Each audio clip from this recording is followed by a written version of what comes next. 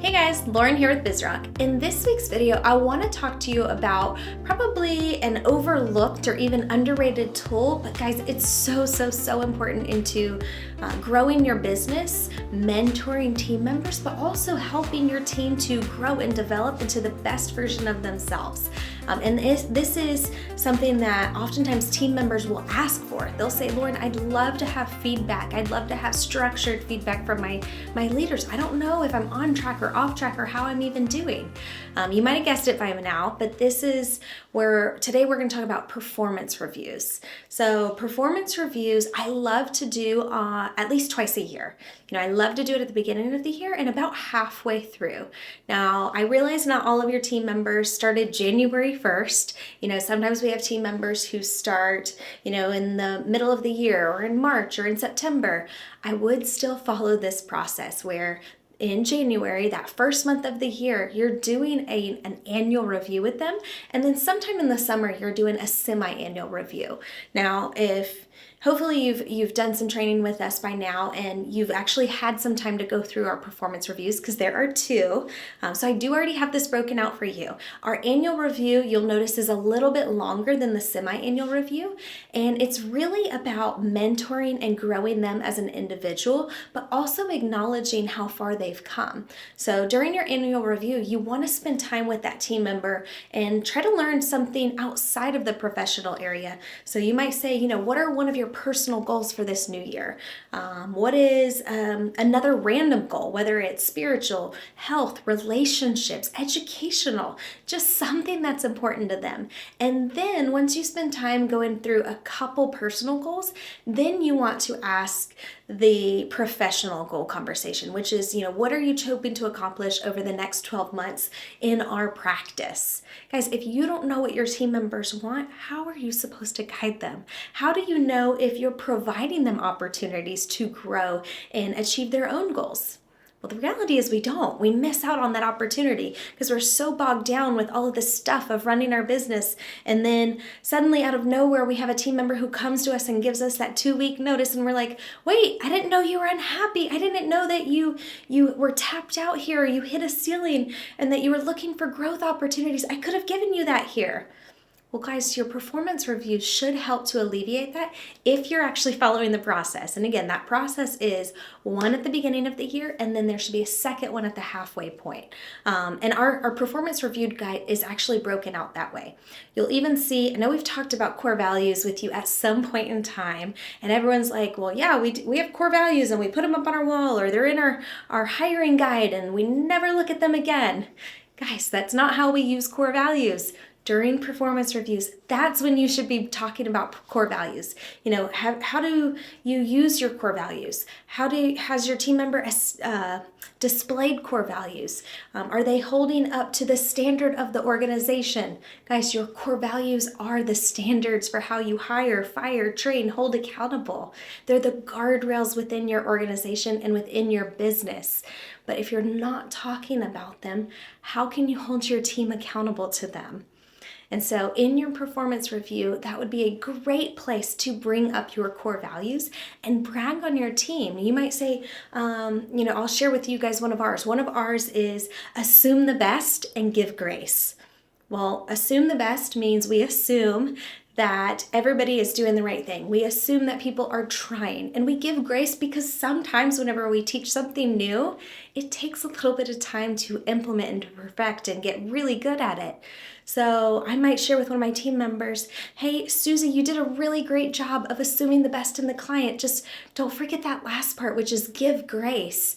I realize that you're ready for Dr. Smith to implement, this training that we talked about, or you're ready for Dr. Smith to master the dual close. Guys, sometimes it takes people a little longer. Everyone's at different points in their career and their leadership journey. And so at Bizrok, we give grace. Why? Because it's one of our values. So when we sit down with our team, we're able to hold them accountable. You guys should do that within your own organization, but you can't do that if you're not following through with those core values and talking about them over and over again. Now, notice if you're looking at the semi-annual review, notice that there's some different questions. There's a lot of questions for your team member to answer. Some of those questions are, looking back, if you had the best professional year of your life, what happened? Ask them.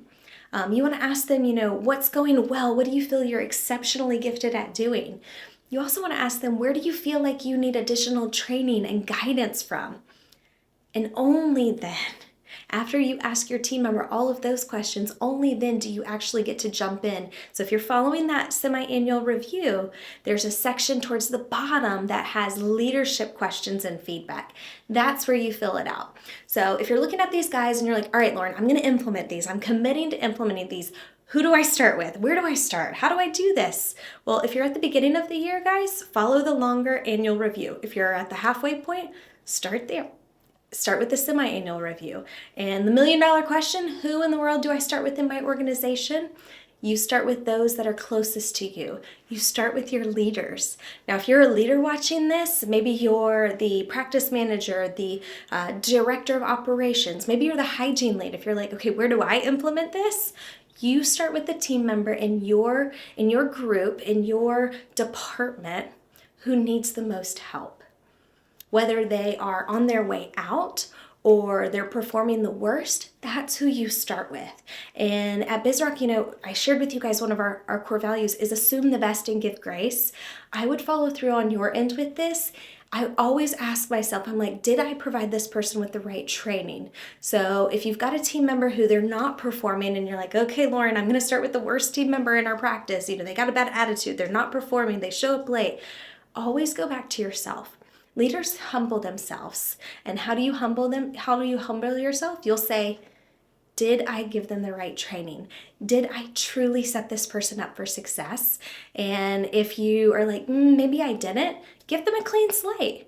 Own up to it. Just say, hey, Susie, one of the things that I want to talk to you about is kind of doing a reset. I realize looking back from when you were first hired to today, you probably weren't onboarded the proper way, or maybe I didn't give you the right training. Today's a new day, so today's a clean slate, and let's talk through this review together. My job is to support you. My job is to help you and guide you and transform you. Start there. Wherever you are in your organization, just start. Just make a commitment. And for some of you, I know we've got practices with over 50 team members and you're like, oh gosh, that's a ton of people. How do I get through all of these reviews?